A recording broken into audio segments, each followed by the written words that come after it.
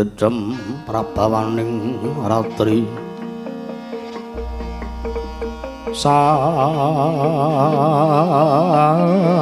satara wus manjer kawuryan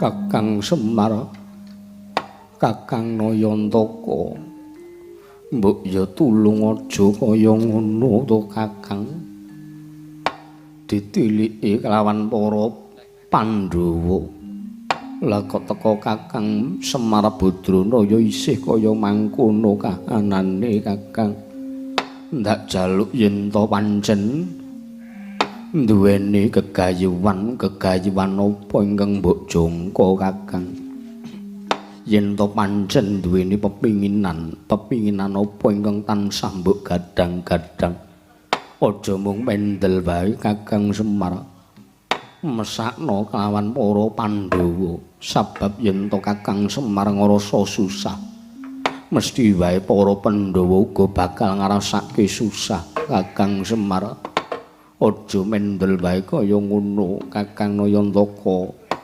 Kakang Semar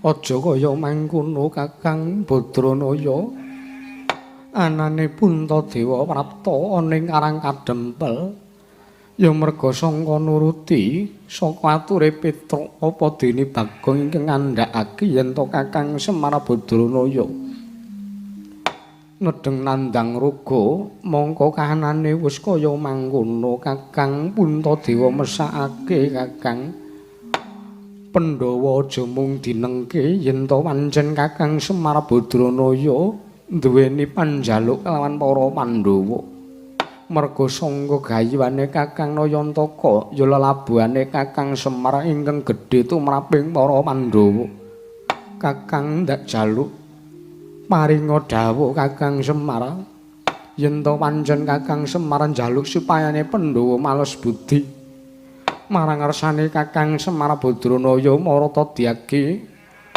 apa ganjaran ingkang kudu Pandhawa aturake ana ngersane Kakang Semar Badranaya Kakang Semar aja mung wendel wae mesake kanane para Pandhawa ya senajan to Pandhawa nggone sowan ana ngersane Kakang Badranaya ora genep 5 cacahe Kakang nanging ndak jaluk mbok ya tulung ketayalan para Pandhawa Yayi Prabu Darmakusuma nganti para kadang-kadange 3 cacahe saka negara Ngamarta malah iki mau direwangi antarane Petruk lan Bagong padha wancakara antarane Werkudara lan Kaka Prabu Baladewa Kakang Semar bareng saiki Pandhawa wis tekan kene kok malah padha dinengke mesake kanane para Pandhawa lho Kakang.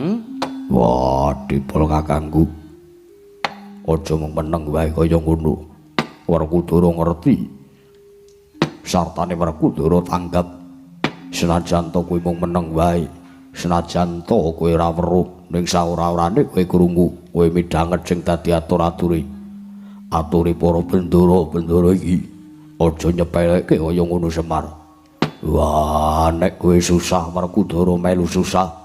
Nek kowe bungah Werkudara melu bungah dipol kakangku. Kakang Semarayu Kakang ndaturi paring dawuh Kakang. Kakang Semar ndaturi supayane ngendika Kakang. Ampun angel kok Ndara. Kula ketemu niku kalih Petruk niku nganti ngogrek-ogrek le Bapak Sare. Nganti kentekan oli ya, Truk. Ha iya. Ora kok iso kentekan oli barang. Ning ngogrek-ogrek niku angge dongkrak. Bapak niku awake sak monten coba to. Awake mboten lumrah. Awak wong biasa.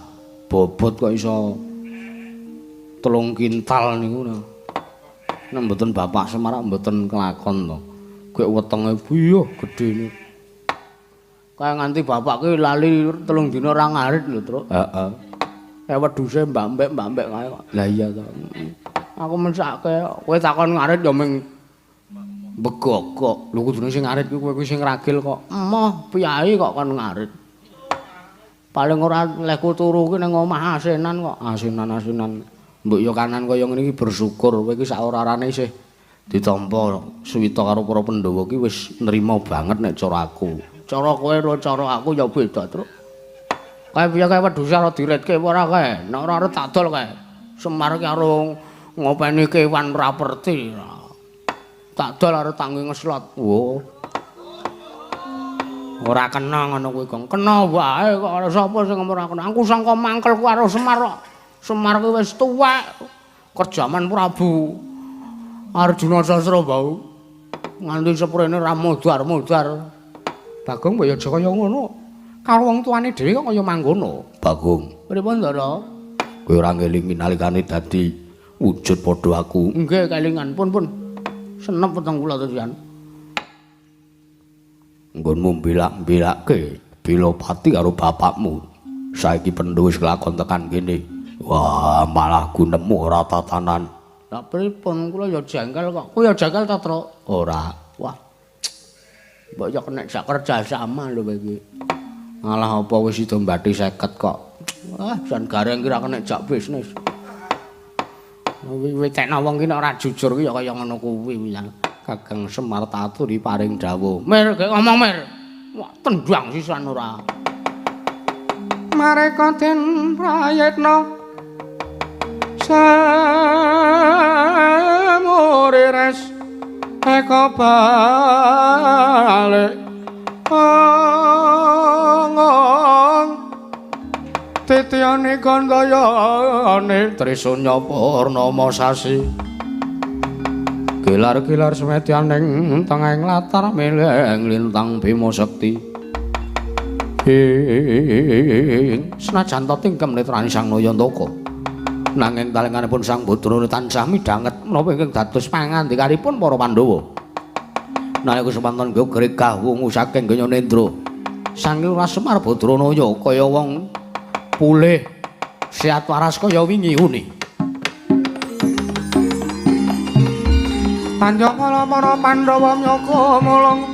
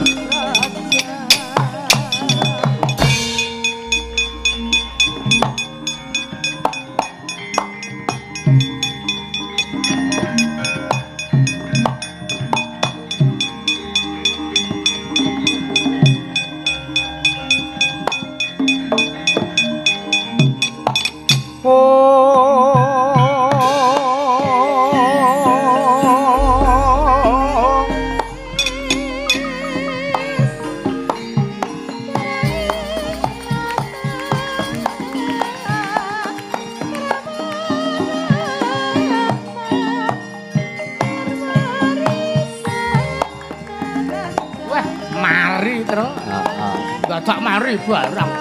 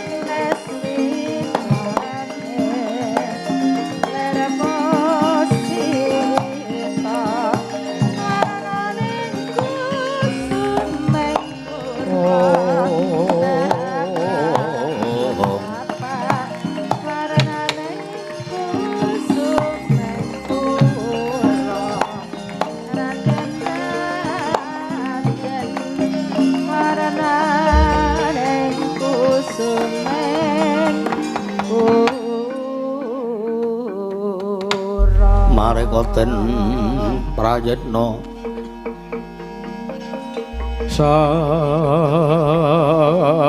samure res eko bali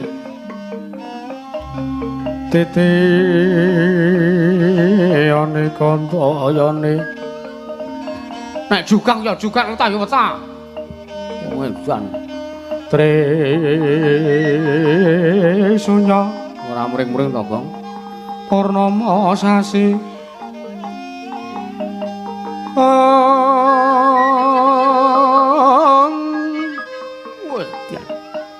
Kelar-kelar semedyan ning tengahing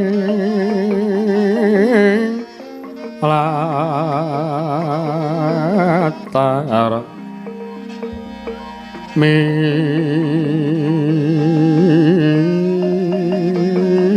lengon lintang bimba sekti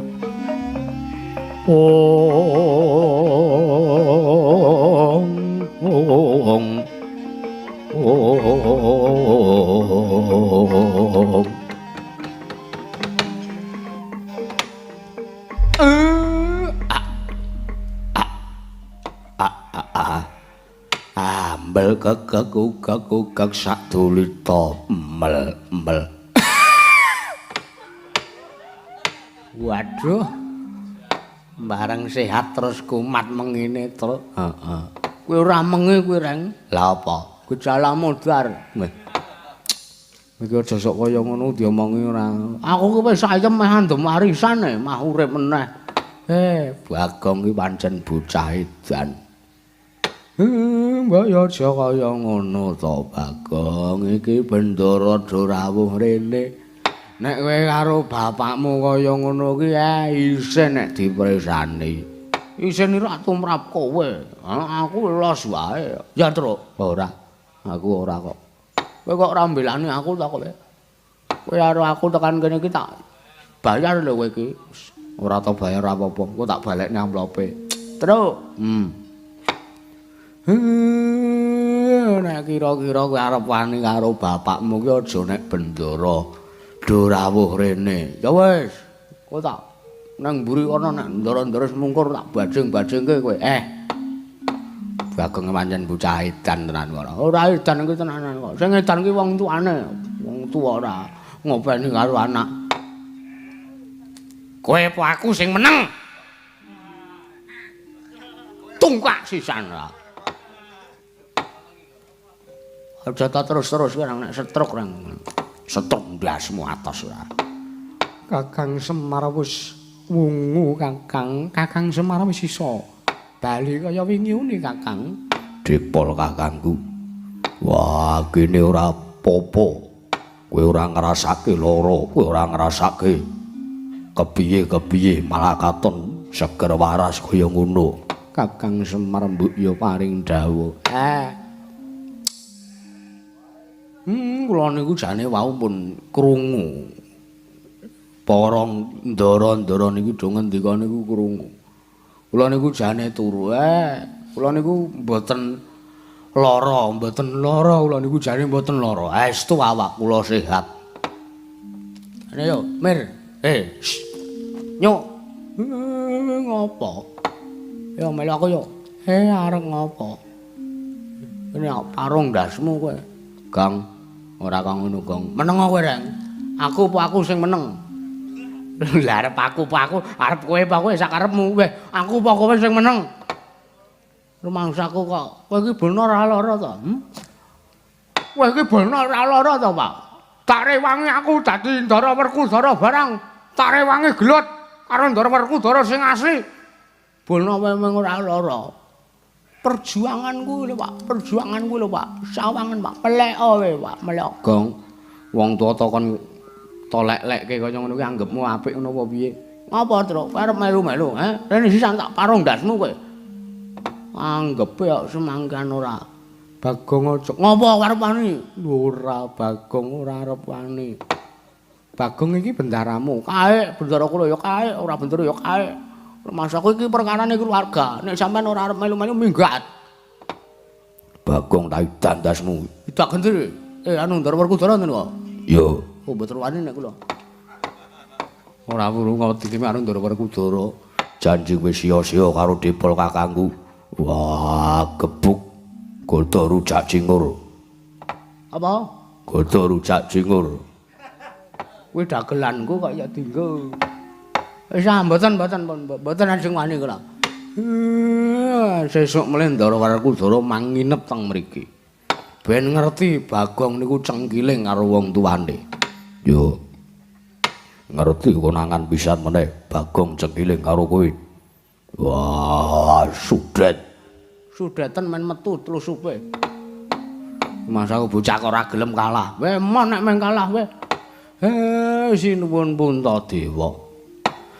Sinuwun Ndarawati, Ndara Werkudara, Ndara Janaka kalih Ndara Nekula. Teng jaba. Mangane kula kanthi mlebet men mboten purun kok, Pak. Wis ora apa-apa, ora apa-apa. Arep berbaur karo masyarakat sekitar Nalagareng. Nggih. Mambu pelem ki, sapa sing ngiris pelem ki? Hah? Via ki jen apa ki jenenge?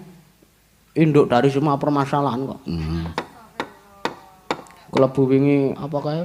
Bis pas nang Wonosobo Kebanan kaya via gara-garane. Ya jajak kaya ngono ta. Kakang Semar kuwi janjane duwe gegayiwan apa sartane duwe panjaluk apa Kakang? Kula niku ora ndek gegayiwan apa-apa, kula ndek panjaluk napa-napa. Kula niku mung kepengin bangun miturute para kawula. Merga negara Ngamarta niku kula rasa kaya koncatan yoni. Negara Ngamarta kaya koncatan daya kemanden sing marake negara Ngamarta kuncara. Mula niku ajeng kula balekke, ajeng kula dandosi, ajeng kula dandani srana kula arep mbangun kayangan. Ya. Sandak, Truk. Ngapa? Bapak le menenge ming arep mbangun kayangan. Weh, lah mbangun meneh. Ngapa ta, Gong, nek bapak mbangun kayangan iki terus ngapa? Mbongan bangun. Nganti kaya kene iki bos toko besi padha kaya wong kere kok mbungan bangun. Jarimu nek kere iki sing sangune tas kresek. Kok Ding, bapak sugih kok. Wong ora tau nggawa tas kresek. Srana kula arep mbangun kayangan embane papane para dewa ingkang tansah dipeni mansinamatan daya dinane ajeng kula wujudke teng Prajanagara Ngamarta. Mula kabeh lakon sing sampeyan sandhang niku janjane kula pun ngerti. Kalebu wujuding Sinuwandarawati ingkang beta wujudipun Mustaka Jamus Miyang Jimat Lima Sada. Kula urung diomongi gak Petruk kalih Bagong niku Semar pun ngerti luwih dhisik. Merga kula sing tansah momong kalih sampeyan sedaya niki Ndara.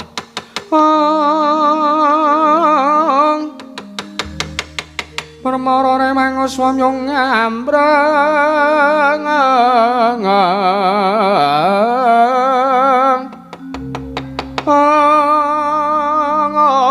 kate ngaranane ngaswase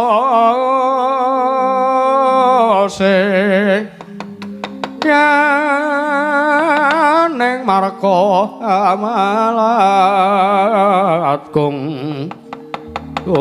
miring sang Gandawastra maca leng-leng lalu angolate surya mangarang sang wayah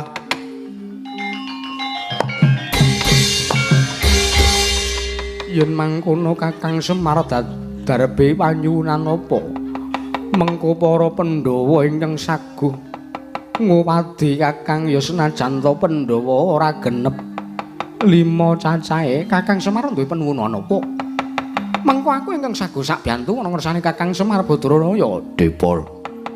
Wah, kowe omong kowe njaluk supaya Pandhawa kudu piye? Mengko Werkudara dhewe ora sadadak Kresna kakangku, ora sadadak barep kakangku. Mengko aku sing budal dhewe. Kakang Semar darbe panyuwunan apa? Apa mbutuhake wujude brana picis ingkang tumpuk matumpa-tumpa anggonmu bakal mbangun kayangan Kakang. Kula ora butuh ragat lahir niku. Sing kula butuhke mung ragat batin. Mang catet, mang midhangetke, mang pratelake. Ature Semar niki. Sing sepisan kula mung kepengin inggih menika kandharipun Ndara Sedewa. Niku sing sepisan. Wondene sing kedang upadi.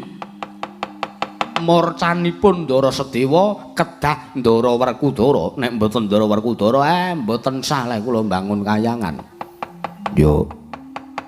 Saguh napa mboten? Wah, saguh. Murga Werkudara kuwi satriya. Aku kudu nuwuni marang watahing satriya. Wani gawe wani nganggo, wani utang kudu wani nyaur. Sartane wani bibiti perkara uga kudu wani ngrampungi perkarane. Nggih, elok. Sip, bagus. Sing ping pindhone. Kula nyuwun kondhoripun inggih menika wujudipun Mustaka Jamus Miyang Jimat Kalimasada. Besi pun tanggap sinten sing ajeng kula tuding. Gandeng oncatipun Pustaka Jamus Miyang Jimat Kalimasada niku saking astane Sinuwandarawati ya senajan to naming Pindawarni. Baline ya kudu saka Sinuwandarawati. Ngoten mawon sinuwun pripun saguh mboten sinuwun Kresna. Yata laruta sanggeng kutha sang guru kula. Yanamata Sang Sri. Ya jagat pangestu Kakang Semar. Kula wonten dawuh. Abota dikaya ngapa najan to kudu munggah gunung nyebrang segara. Aku ora bakal wegah, aku ora bakal awel. Yen to pancen kuwi ingkang dadi panyuwanane Kakang Semar Badranaya. Nggih. Banjur aku entuk penggawean apa Kakang? Ampun sampean nderek mawon. Banjur aku kudu kepiye Kang? Sampean niku Nalindra. Mun lenggah teng mriki mawon. Aku pengin sak biyantu, mboten sah. Mengke bantu kula. Apa Kakang? Nah niku asah-asah teng mburi. Semar ndladuk Rat. Ngapa to, Gong? Ratu jare ora entuk maju perang. Malah kon ngewangi asah-asah. Wong tang astane Ndara Puntadewa ki alus banget ya. Engko nek nyandak asa-asane bapakmu mburi ki ora dadi anu apa jenenge Tru? Apa? Peret kabeh. Puret. Pirut kok. Heeh, kowe lho. Siji melih. Anak kula genjik niku kudu tanggung jawab. Ngapa meneh? Aku meneh. Wantel sisan kowe ora, Gong. Bapak lho sing ngukir jiwa ragamu. Kae, dadak diukir barang. Mane diprint wae iso kok dadak diukir barang. Kula nyuwun niku, siji temandange Ndara Werkudara, angka kalih temandange Sinuwun Ndarawati, angka telu temandange anak kula Bagong mergo dheke cengkilinge banget kalih kula. Santai wae Gong kok tak ewangi. Tak ewangi Gong. Sing ewangi tak bleh. Oh ya wis Gong mangkat dhewe. Mangkat dhewe. Kok wis ngono ta? Ya piye kowe karo bapak kaya ngono kok ya wan pitikno. Kowe kudu wani nanggung konsekuensine. Ya wis. Anggepe padake cah tipis. Lho sangkut paute apa kok padake cah tipis? Yen mangkon aku njaluk pamit Kakang Semar bakal ngupati wujuting pustaka Jamus Wiyang Jimat Lima Sada. Yo, aku bakal njaluk pamit ngupati adikku si Sedewa. Nggih.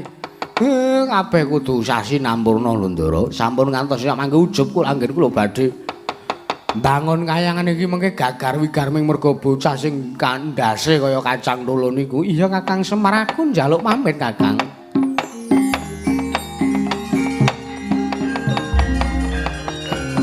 Panjapa para Pandhawa nyoko mulung.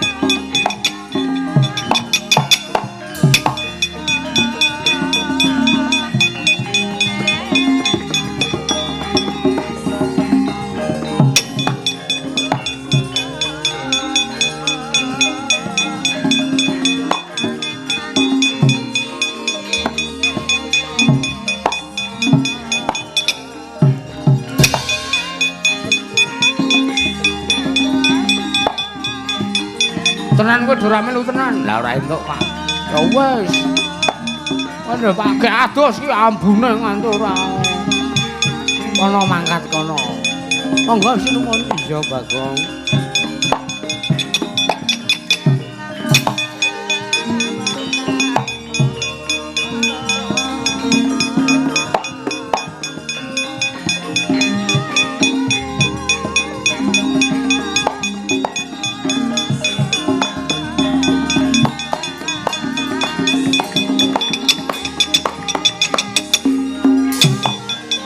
Ayo diwangi terus Bagong. Ayo.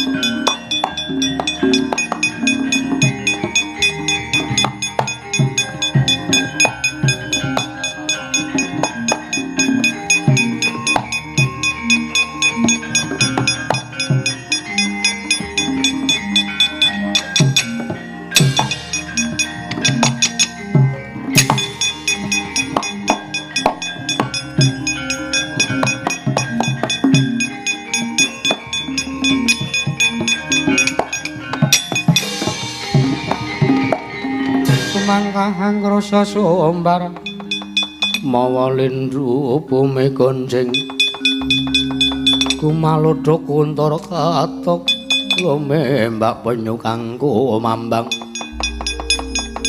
ing dara jlitheng kakangku apa gandeng dawuh Kakang Semar kaya mangkono mau mula prayogane andum gawe ya wah aku to dawuh supaya ning apa Syading Upadya mursane Yayi Sedewa lajeng kula Koko Prabu Arjuna nderekna kelan pun Kakang nguyak wujuding menungsa ingkang memba kelawan pun Kakang ingkang gawa wujuding ya kuwi pustaka Jamus Myang Jimat Kalimasada mekaten ya kowe ndek kanca terus kancaku sapa kula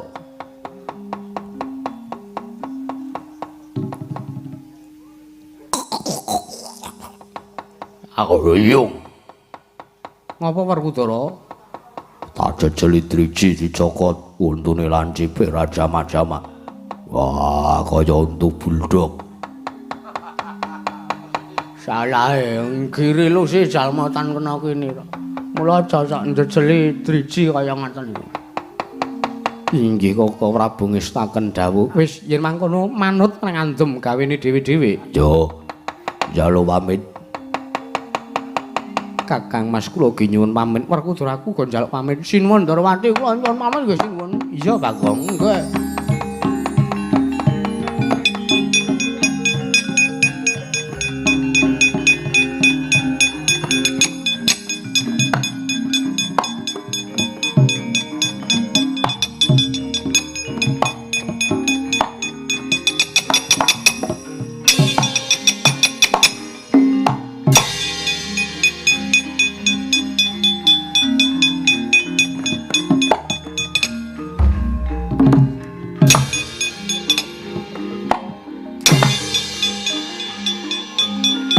pun kok budal kok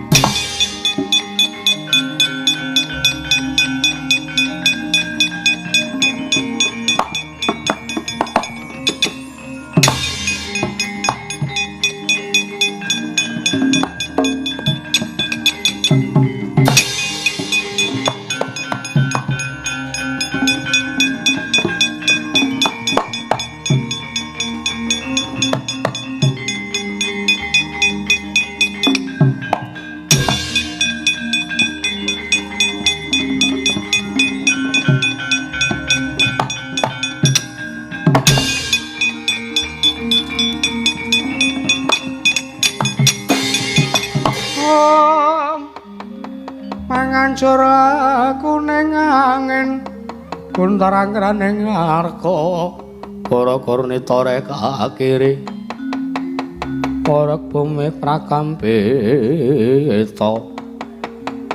ing panusmaning jajalanat tekana wujud nata Ndarawati ingkang madha rupa kelawan Nalindra ing Dwaraka ya panjenenganing sun ya Prabu Sri Bathara Kresna aja ngawur gawar-ngawur keparut kowe menungsa sapa panusmaning jajalanat panjalmaning iblis wani memba rupa kelawan nata Ndarawati ya aku iki Ratu Ndarawati ingkang sejati wila malah ana satriya bagus mburine kuwi sapa urung ngerti karo aku sajak urung suwe lehmu dadi Nalindra ya iki panengah Pandhawa Raden Arjuna oh kowe Raden Janaka iya Terus sing mburi irunge dawa kae sapa? Wah. Kowe criteng kakangku durung ngerti karo aku. Lho. Werkudara lah telek iki. Ngopo to sampean iki ra? Ayo karep kula nyusul ben Bagong ki ning kancane sampean yo ning kancane nggo ndagel ngono lah. Wis ora usah ndagel wisane dagelanmu ora payu. Ah. Aja ngono to. Kula Petruk, masuk sampean ora ngerti kali kula. Kula niku adine sampean. Petruk iki udu ingkang sejati lho Petruk, nggih. Kula ngertos kok nggih. Panjalmaning Nata Ndrawati kowe merepeki nglawan ingsun arep ngopo? Kowe sing arep ngopo? Tak perpeki malah takon arep ngopo niku tegese piye? Mergo aku arep njaluk wujuding pustaka Jamus Miyang Jimat Klimasada. Taunana Windanana ora bakal tak paringake wujuding pustaka Jamus Miyang Jimat Klimasada. Yen ta durung gumlundung janggane Nata Ndrawati, Arjuna ngestaken dawuh.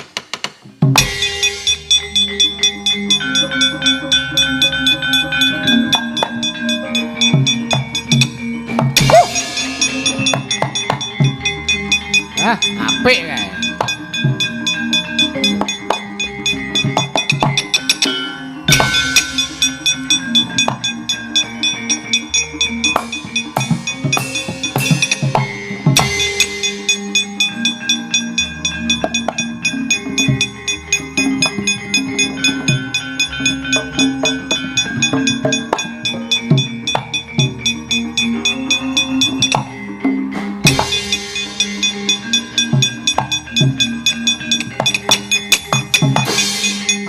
Jasalanat teka Yayi Janaka wani karo pun Kakang Koko Prabu Palipaksa kula kedawantun kaliyan Paduka.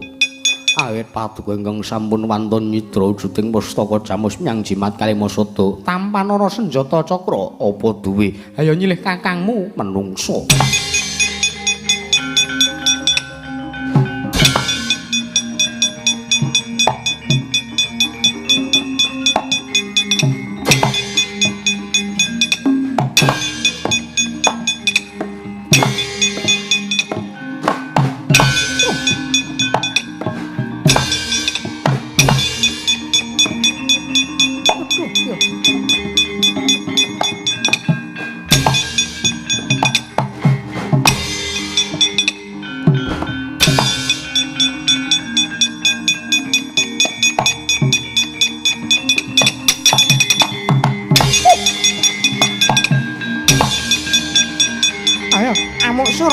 Jaya Marata Marat.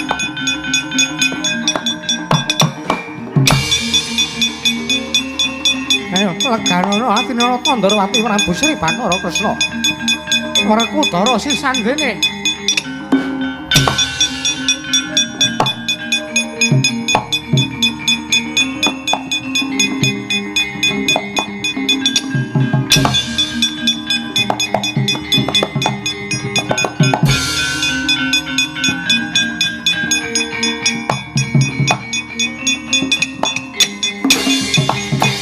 Arjuna kepiye Koko Prabu ketewasan? Mboten nginten bilih menika Nalindra Ndrawati ingkang Pindawarni menika digdaya. Terus Yadi kalah kawon Koko Prabu. Bela!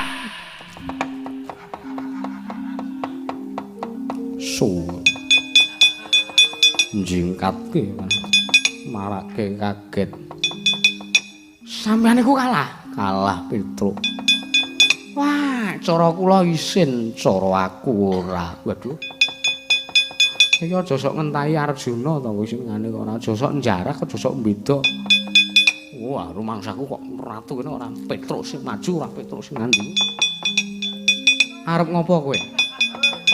Kowe arep ngopo kowe? Kowe arep wani karo aku? Wani, ayo. Ayo. Arep ngopo kowe? Pustaka Jamus Ratu balekke. Ah, iki, awas. Arep ngopo? Aduh, piye? Rumangsaku kok angger ora ngene kok. Ah, pun modar nih kok kowe.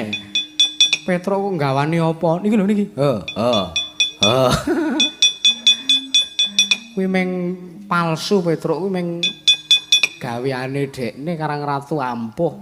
Wulang nggih. Iki enten mereke niki. Wah. Wah, semul. Wah. Kok toel-toel niki bahane saking latek niki. Wes jan. Kok ya aneh-aneh wong gegawean. Arjuna kula wonten dawuh. Prayogane njaluk tulung karo kakangmu Jodipati. Nyuwun pamit. Ayo tak dherake.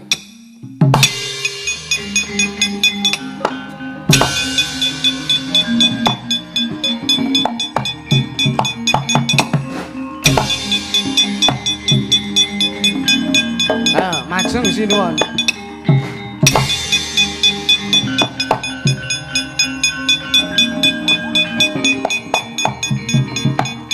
Ayo.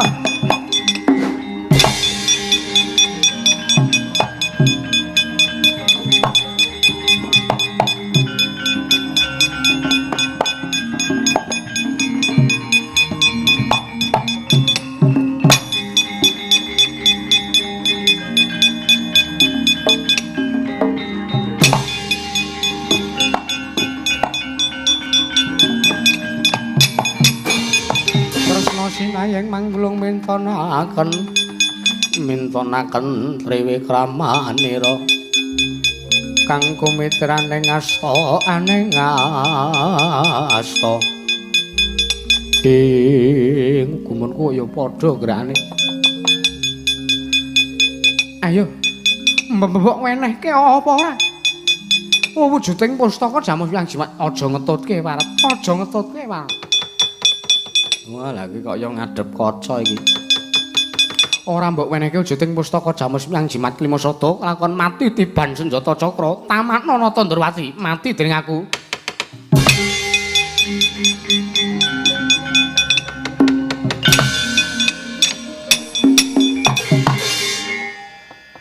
Petruk, Nun. Kae piye kae bendaramu kae? Nantang mati dening aku kok minggat. Ha ngoten niku. Biasa, Roni ngoten niku nggih. Niku selajeng ngarit, Pak. Ora kowe kok ngajeni karo aku. Kula niku setya bekti kalih Sinuwun Ndrawati kok ya. Jane kula ngertos sampeyan niku Sinuwun Ndrawati Pindawarni. Iya, Petruk. Kula purun nyembah sampean, kula purun ndukung sampean, ning bayar. Lho. Kok bayar piye? Lah nggih bayar. Sak jam 350. Lho, arang timen, Petruk. Larang pripun iku pun kula murahi. Lho, wingi aku entuk ning kidul kono entuk 75. Wah, niku tesih kelarangan. Kula wingi malah entuk 5.000. Wah. Ning nggih pun kaya sing pojok dhewe niku. Mengkari aran tok. Terus arepmu piye? Ya nek kowe arep pengen tak ajeni ya mbayar. Niku wau jam 3.50. Anggepe aku ora butuh mbok suwitane wis sing suwita karo aku akeh. Anggere ingsun kondur ning Prajanegara Ndrawati mesti akeh. Sing nyubya-nyubya kelawan aku Petruk. Walah. Sampeyan mboten gila harta to? Ora. Ya wis. Ayo. Apa ming tekan semono kuwi ridane nata Ndrawati ndi? Pandhawa tak enteni sisan marat.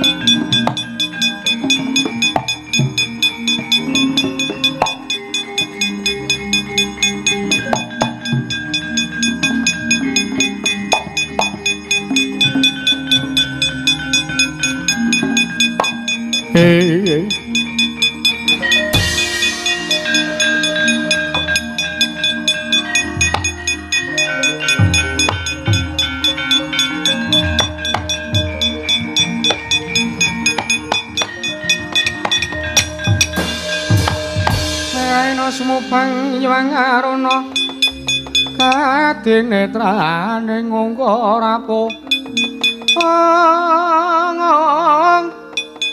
satane gila rengkane karo saketer niki tong ning akong lirwu sing bini panca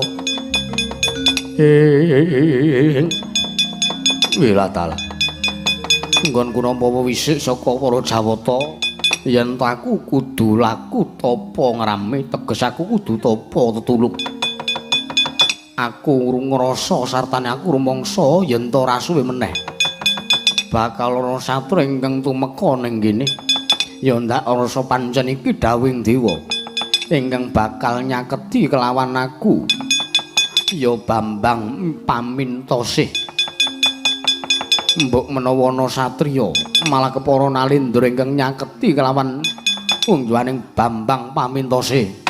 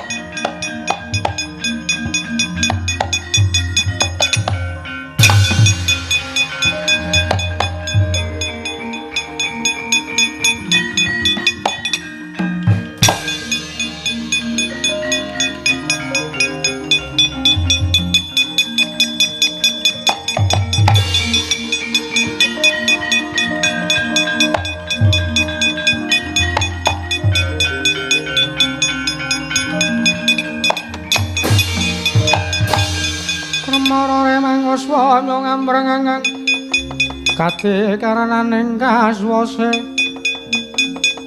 yaning marga malatgung tumiring sang kanta wastatmaja lang-lang laluang lati surya mangrang sang wayah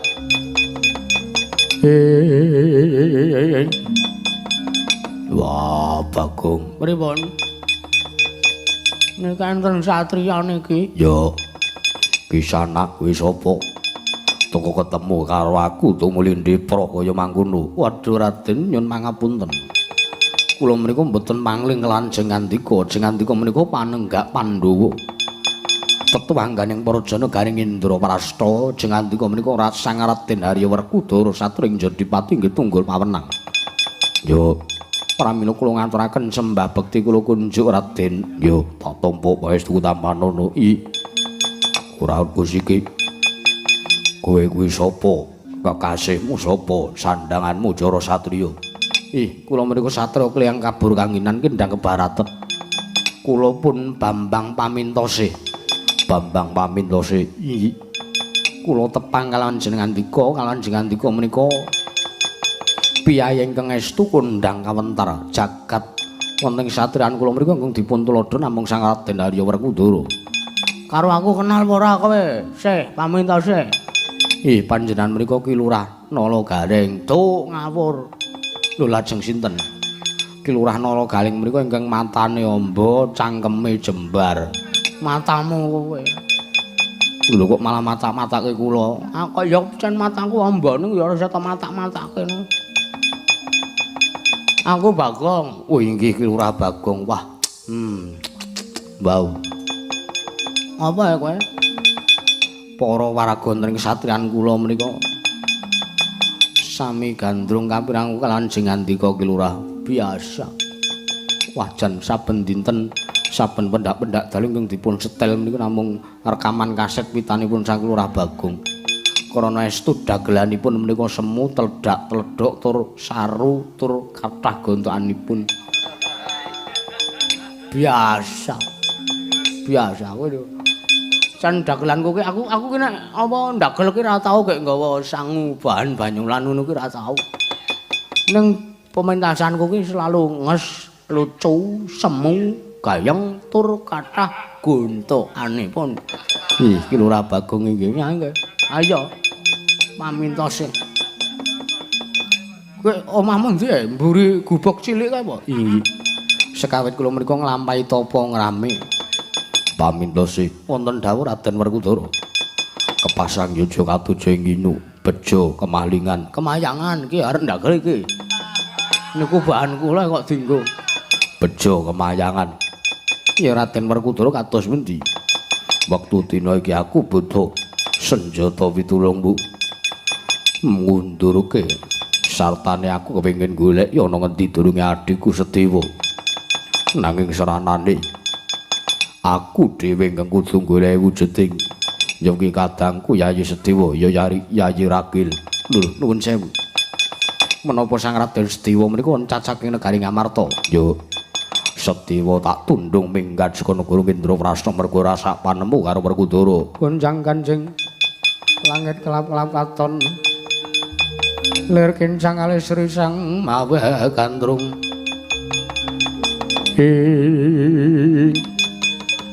walah lah menika to bincang malih niku nek ndamel keputusan niku mbok ya sing dipun gelar dipun gulung sampun ngantos getun tembe wingkingipun rak kados mekaten kok Mas sinten sing kapitunan mboten sampean piyambak yo heeh Ndara Werkudara ku tak elingke iki ngeyel kok aja sok nundungi karo adine ndak ora prayoga nek duka nesu terus ngalih terus harus sapa sing arep dadi ragile Pandhawa cerewet ya wis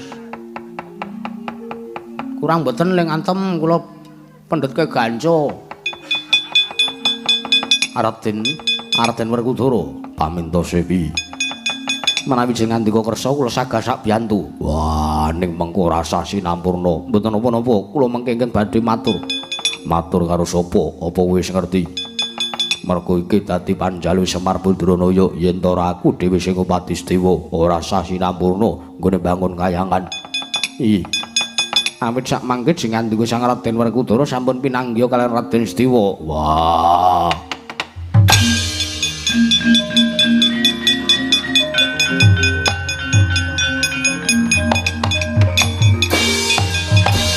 yo aku wis tanggap karo sing mbok ucapke yen mangkono ayo mung kari golek wujude pustaka Jamus Hyang Jimat Lima Sada monggo kula dherekaken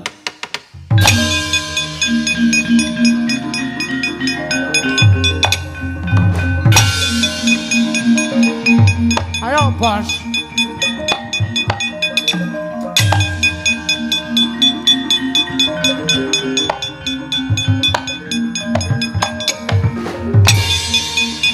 oh, oh.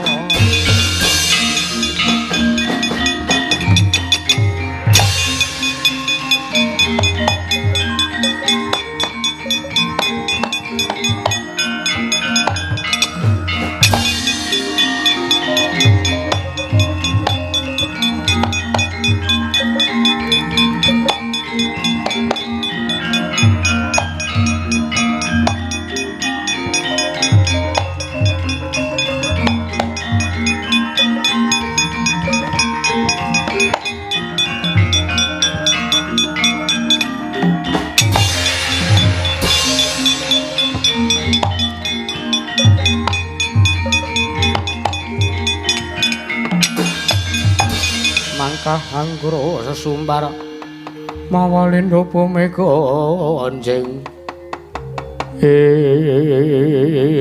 lho sapa iki ana satriya mangka karo adhik Werkudara Jlitheng kakangku Werkudara piye iki Bambang Pamintosih satriya kang kabur kanginan kendhang kebaraten ingkang nedha nglakoni tapa ngrambi warta diage njaluwa tulung supaya iso ketemu wujuding pustaka Jamus Hyang Jimat Lima Sada.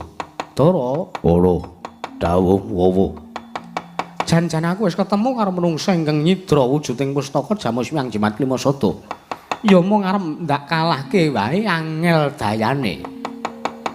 Lumangke riyen menika Sinuwun Ndarawati, iya Bambang Pamintosih. Iya. Menapa mboten ginaken dayaning senjata cakra?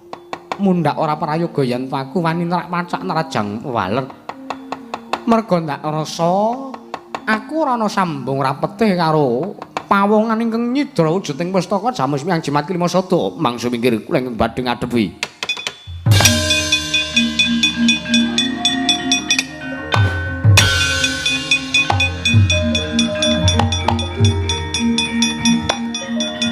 Sik.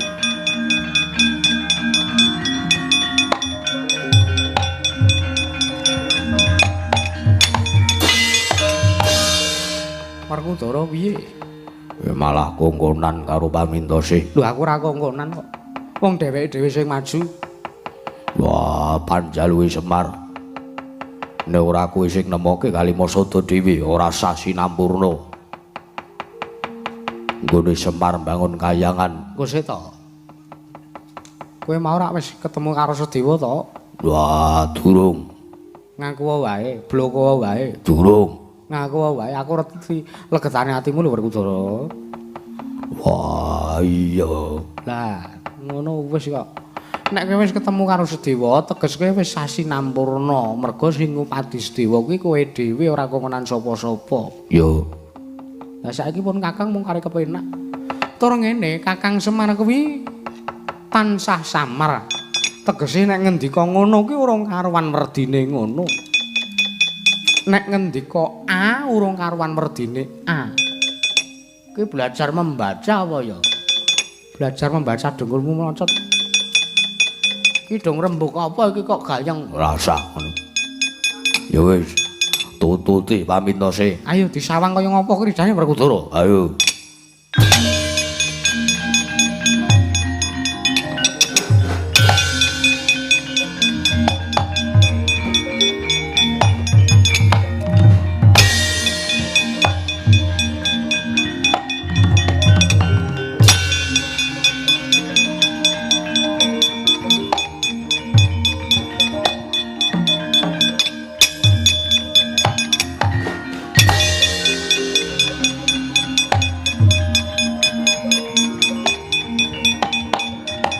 Sopo kae?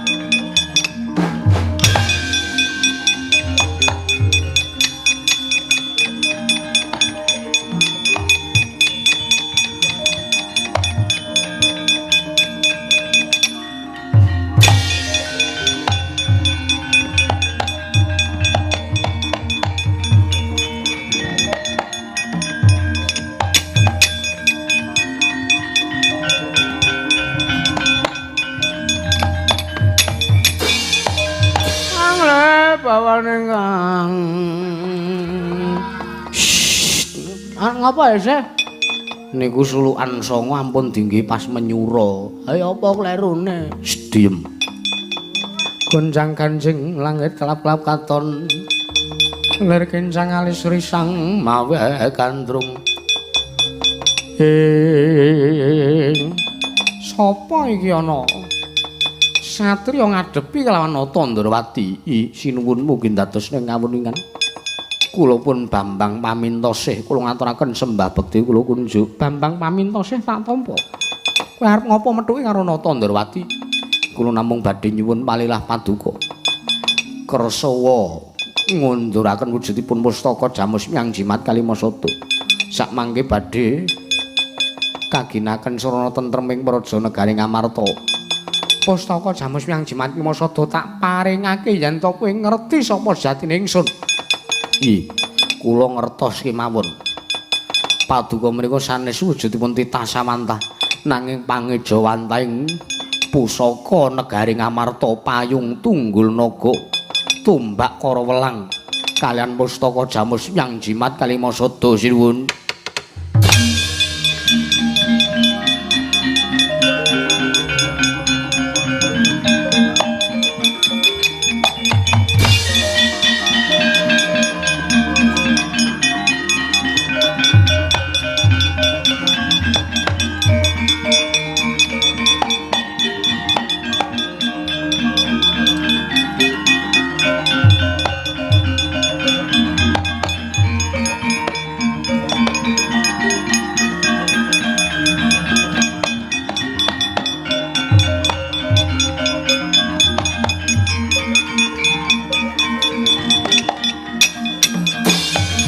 Nyata laruta sangking kutha sang guru kula Yanamutusa sang Sri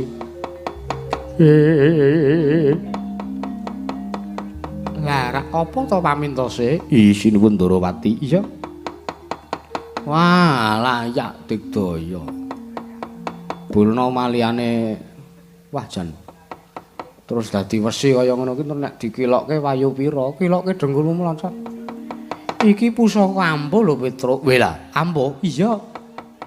Kuwi songsong tunggul naga tumbak Kyai Peleret. Dudu tumbak karo welang. Wo, anggih. Terus sing kaya amplop niku bayar wiyaga napa? Dudu. Kuwi pustaka Jamus Myang Jimat Kalimasada. Walah.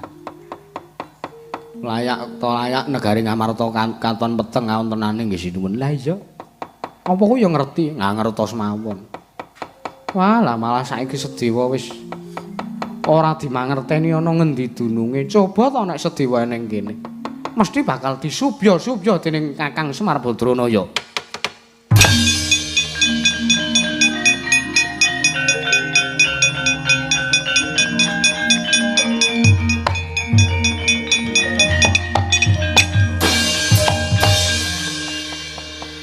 Dirasani terus njedul.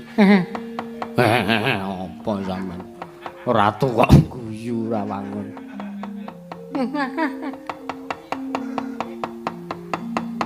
Koko Prabu, ayo Sedewa iya. Dadak dadi satriya. Naminipun tiyang ingkang apa Petruk? Mendalami peran. Lah wis mun gek mriku mbangane bingung le nyuwarake niki. Iya. Petro, wonten dawuh. Pusaka iki gawa diaturke bapakmu. Nggih. Diaturke Ayu Prabu Darma Kusuma. Nggih, terus. Ya mungkane digawa diaturke ngono wae ya. Oh, nggih.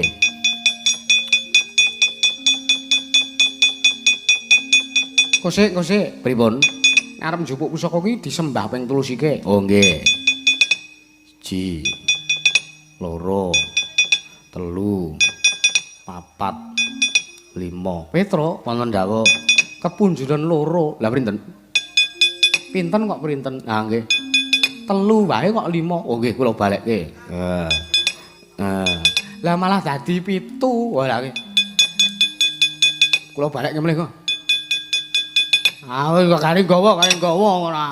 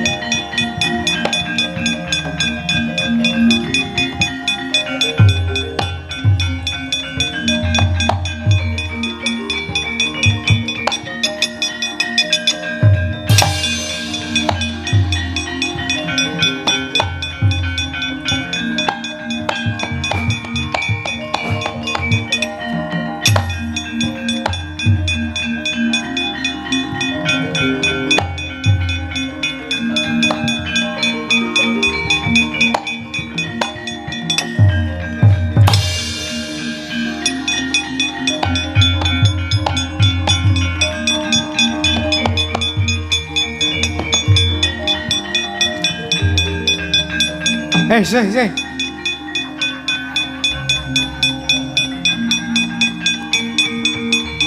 Manggala. Aduh arep ngendi iki?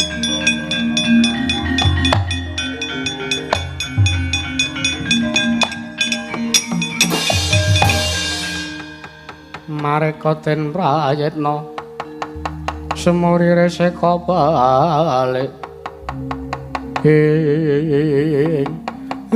pusaka jamus nyang jimat klimasada pun timbul malah sareng kalian song-song gilap tunggul naga song-song tunggul naga ora sanggo gilap ayo kalian tumbak kara welang iya Kakang Semar iya Kakang Semar lah napa Ndara Sedewa pun pinanggih aku ning kene Kakang oh lah nggih malah kabeh pun ketemu sinuwun Puntadewa apa Kakang Semar sinuwun Ndarawati apa Kakang Semar sinuwun Baladewa Kakang Semar wi Ndara Werkudara Depol Kakang wi Ndara Janaka apa Kakang Semar ki ngonekke kol-kolah bareng ngapa juk Ndara Werkudara to heeh karepe arep nyeluk Jlamprong karo Depol tadi jempol wis kok ora payu ya ini dagelanmu sindan-sindan kuwi ora ndek gairah hidup ya ini Omeng tak ngentekke wektu kok Mangsek seni kanthi srana niki pun sasinampurna kula ikrarke sisan leh kula mbangun kayangan pun rampung niki pun kari tentreme pun kari ayeme Ndara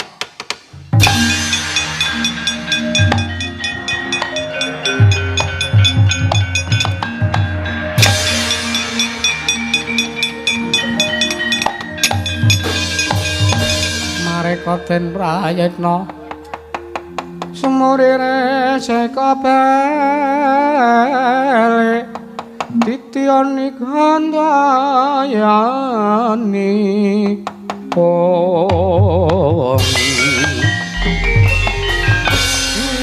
matur nuwun sinuwun Ndrawati sinuwun Baladewa Ndara Werkudara sinuwun Puntadewa sedaya kemawon iya Kakang iya Kakang iya Kakang iya Depol iya Kakang iya Bapak oh Bapak matur sembah nuwun gandeng wekdal sampun ngangsep pungkasane ngatur kula ngaturaken agunging pamatur ingkang tanpa windan kek truk mbok sangjang menange dibenakke truk men ngare mulih kok wis dengkluk-dengkluk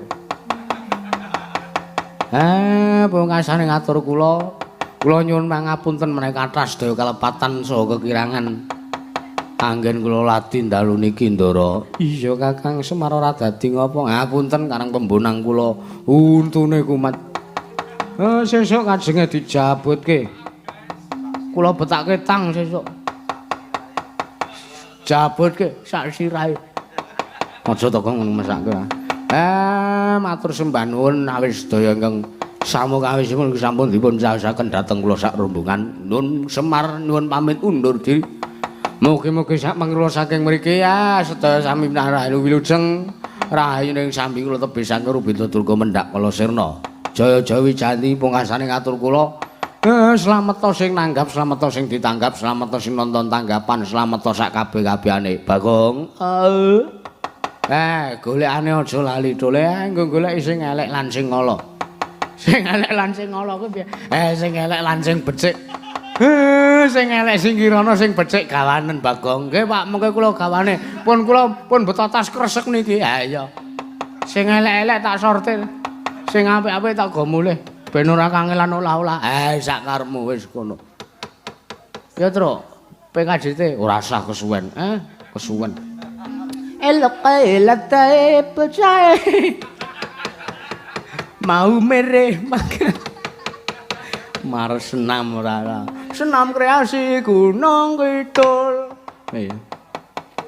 Bagong ki aja edan wis kakek ndang dirampungke kok. Nggih, kakek wis ana sing klithik-klithik upuk sajen. Matur nuwun.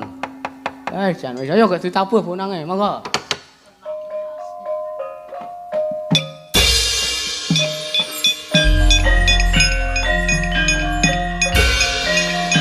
Senam kreasi.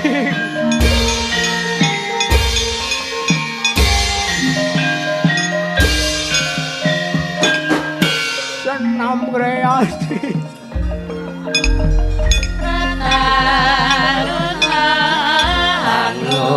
Nutia saka pecah kesatane jumati kesetian